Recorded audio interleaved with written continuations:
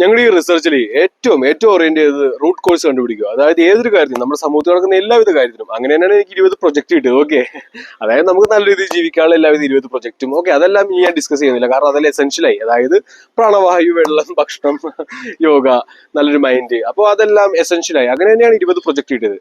രണ്ടാമത്തെ കാര്യം, ഇവിടുത്തെ ആ ഒരു സബ് കോൺഷ്യസ് ക്യാൻസറിൽ ഓക്കെ, ഈ പറയുന്ന ഡമ്മികളായിട്ടുള്ള പൊളിറ്റീഷ്യൻസ്മാരെ നിയന്ത്രിക്കുന്ന കാര്യങ്ങളും അതോടൊപ്പം തന്നെ നമ്മുടെ മിണ്ടായിരിക്കുന്ന സൂപ്പർ ഹീറോസിന്റെ കാര്യങ്ങളും ബിസിനസ് ആൾക്കാർ അല്ലെ, സ്വന്തം കാര്യത്തിന് വേണ്ടി മനുഷ്യരെ നശിപ്പിക്കുന്ന ബിസിനസ് ആൾക്കാർ, ഈ പറയുന്ന ഹോസ്പിറ്റൽ സിസ്റ്റത്തിന്റെ എല്ലാ കാര്യവും മനസ്സിലായത് ആ ഒരു റൂട്ട് കോഴ്സിലേക്ക് ചെന്ന് കഴിഞ്ഞപ്പോഴാണ്. ഓക്കെ, ആ റൂട്ട് കോഴ്സ് നമുക്ക് ഒരിക്കലും അധികം പെട്ടെന്ന് കിട്ടില്ല. അതുകൊണ്ട് തന്നെയാണ് 95% അവരുടെ ആ ഒരു വലയത്തിൽ പെട്ടിരിക്കുന്നത്.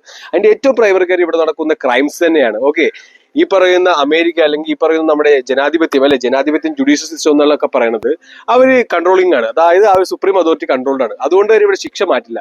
അതോടൊപ്പം തന്നെ ഇവിടെ കുറ്റങ്ങൾ കൂടാനുള്ള എല്ലാവിധ കാര്യങ്ങളും അവർ എൻഹാൻസ് ചെയ്യും.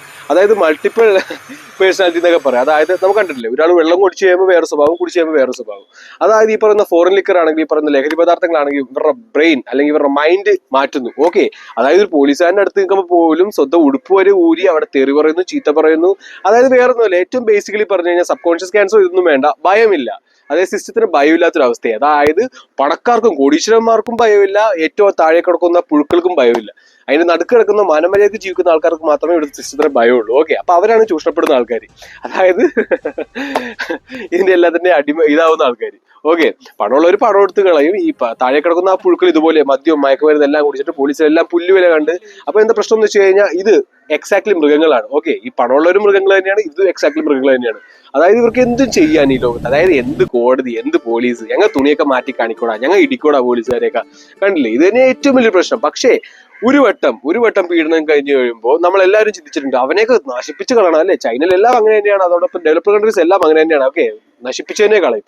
അപ്പൊ എന്താ ചെയ്യേണ്ടത്, മൃഗങ്ങളെ പോലെ തന്നെ ഓക്കെ വേദനിപ്പിക്കണം. നല്ല രീതിയിൽ വേദനിപ്പിച്ചു കഴിഞ്ഞാൽ ഒരു പീഡനം അല്ലെ, ഒരു 2 വയസ്സുള്ള കുഞ്ഞിനെ പീഡിപ്പിക്കുന്നവനെ എല്ലാവരുടെ മുമ്പ് വെച്ച് നല്ല രീതിയിൽ പീഡിപ്പിച്ചു കഴിഞ്ഞാൽ അവൻ പിന്നെ ചെയ്യില്ല. അല്ലെങ്കിൽ വേറൊരാളുടെ സബ് കോൺഷ്യസിൽ ആ ഒരു കുറ്റകൃത്യം ചെയ്യാൻ വേണ്ടി അവൻ ആ ഒരു ടെസ്റ്റോസ്റ്റെറോൺ എമിറ്റ് ആകുമ്പോൾ തന്നെ അവന് പേടി വരുള്ളൂ. ഓക്കെ, എനിക്കിപ്പോ ഈ ലോകത്ത് പേടിയുള്ളത് ഗോഡ് ഫിയർ ഉണ്ട്. അതായത് ദൈവത്തിന് ഭയമുണ്ട്. അതായത് സത്യവും അധർമ്മോ അല്ലെങ്കിൽ നുണയോ അല്ലെങ്കിൽ ഈ പറയുന്ന നാടിന് ദോഷമായ എന്തൊരു കാര്യം ചെയ്താലും എനിക്ക് ഭയം വരും. ഓക്കെ, ആ ഒരു കർമ്മ എനിക്ക് തിരിച്ചു കിട്ടുന്നുള്ള ഭയം. ആ ഒരു ഭയമില്ലാത്ത തന്നെയാണ് ഇവിടെ കാണുന്ന എല്ലാവിധ പ്രശ്നത്തിന് കാരണം. അതായത് ലഹരി പദാർത്ഥങ്ങൾ വിടുന്നു, നമ്മുടെ സബ് കോൺഷ്യസ് മൈൻഡിൽ അമ്മേനെയും അച്ഛനെയും പെങ്ങളെയൊന്നും തിരിച്ചറിയാൻ പറ്റാത്ത രീതിയിൽ പ്രോൺ സൈറ്റ്സ് നമുക്ക് അൺലിമിറ്റഡ് ആയിട്ട് പ്രൊവൈഡ് ചെയ്യുന്നു. ഇതെല്ലാം തന്നെയാണ് ഇവിടെ നടക്കുന്ന പീഡനം, ഇവിടെ ആത്മഹത്യ, ഇതിനെല്ലാത്തിനും കാരണം. അതോടൊപ്പം തന്നെ അൽഗോരിതംസ്. ഓക്കെ, ഈ പറയുന്ന ഇൻസ്റ്റാഗ്രാം, ഈ പറയുന്ന ഫേസ്ബുക്ക്, യൂട്യൂബ്, ഇതെല്ലാം നമ്മുടെ മൈൻഡ് ഹാക്ക് ചെയ്യുന്നുണ്ട്. ഓക്കെ, ഇതെല്ലാം പെർഫെക്റ്റ്ലി അലൈൻഡ് ആയിട്ടുള്ള കാര്യങ്ങൾ തന്നെയാണ്. ഓക്കെ, അപ്പോ ശിക്ഷ അതീവ ക്രൂരവും മൃഗീയമായ ശിക്ഷ തന്നെ നൽകണം. അപ്പോ ഇതെല്ലാം നിൽക്കും.